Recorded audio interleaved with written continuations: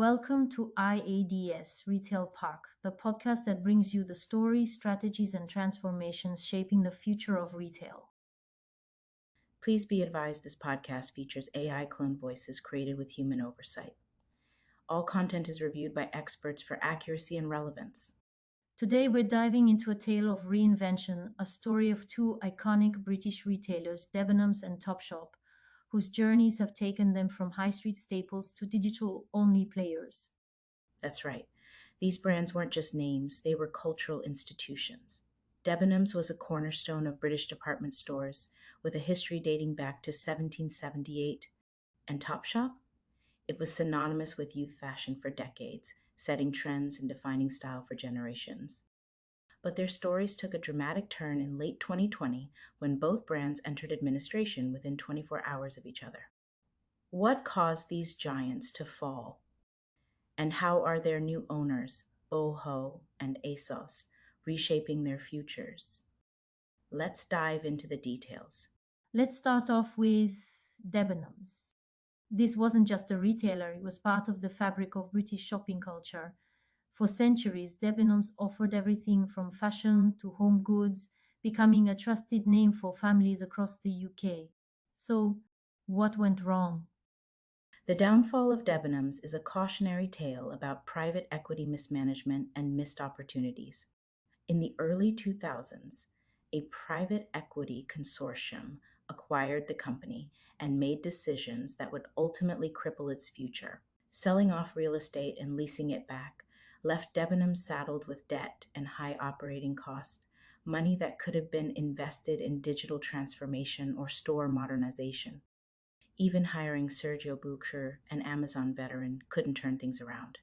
By 2020, as online shopping soared during the pandemic, Debenhams was still opening physical stores, a move that seemed increasingly out of touch with consumer behavior. And then there's Topshop, a brand that defined youth fashion for decades, but ultimately couldn't keep up with the competition.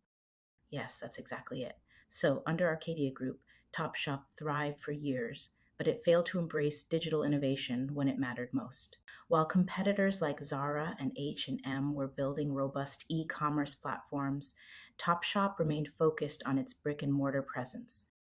The Nordstrom partnership in the US was a promising move, but ultimately too small to make a significant impact. Add to this fierce competition from online players like ASOS and Boohoo, and scandals surrounding Arcadia's leadership, and it's clear why Topshop struggled to maintain its relevance. This brings us to Boohoo and ASOS, two digital native retailers that saw an opportunity to acquire these struggling brands' assets. Can you walk us through what happened? Yes, of course. Boohoo acquired Debenhams' digital assets for £55 million, a deal that included its website, private label brands, and customer data, but excluded its physical stores. Boohoo's strategy was clear: leverage Debenhams' strong presence in beauty and older demographics while expanding beyond its core audience of younger shoppers. ASOS took a different approach by acquiring Topshop, along with sister brands like Topman and Miss Selfridge, for £295 million. Like Boho, ASOS focused solely on digital assets, leaving behind Topshop's physical stores, including its iconic Oxford Street flagship. What's fascinating is how differently Boohoo and ASOS are approaching these acquisitions, isn't it? Exactly. Boho is using Debenhams to diversify its portfolio by entering new categories like beauty and targeting older consumers, a demographic they hadn't traditionally catered to before. ASOS, meanwhile, is doubling down on youth fashion, a segment where it already dominates, with significant customer overlap between ASOS and Topshop shoppers. This acquisition strengthens ASOS's position as a go-to destination for young fashion enthusiasts. Both strategies highlight how digital players are reshaping retail, not just by growing their footprints, but by redefining what retail can be in a digital first world. So, what can retailers learn from these cases? What are the big takeaways? There are three key lessons I'd highlight. First, brand relevance is everything. Both Debenhams and Topshop lost their unique appeal over time by failing to evolve with their customers' needs. Second, and this is critical, Timing matters in digital transformation. Waiting too long to adapt can be fatal in today's fast paced retail environment. Finally, adaptability is key. Retailers need flexible business models that can respond quickly to changes in technology, consumer preferences, and market conditions. And there's also a broader context here about how retail itself is evolving in markets like the UK. Online shopping has grown exponentially over recent years, a trend accelerated by the pandemic. Yes, you are absolutely right about that. This shift has forced retailers to rethink not just how they sell, but where they sell. Physical stores are no longer places to shop.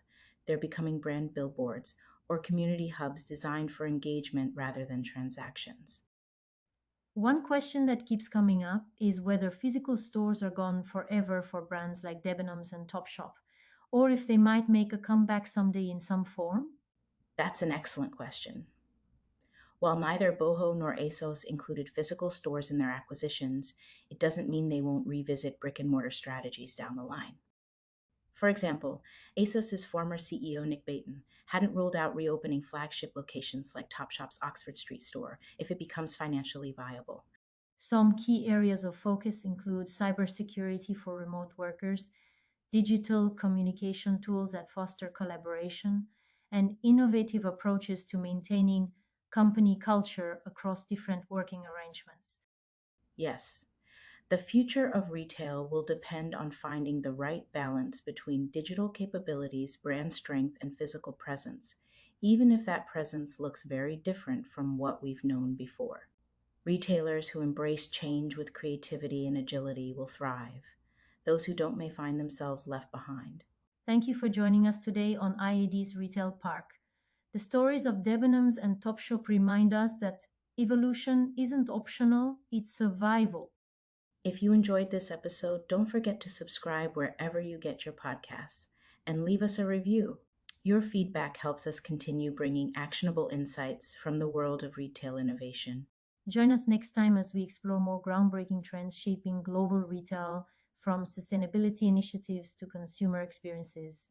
Until then, remember, keep evolving.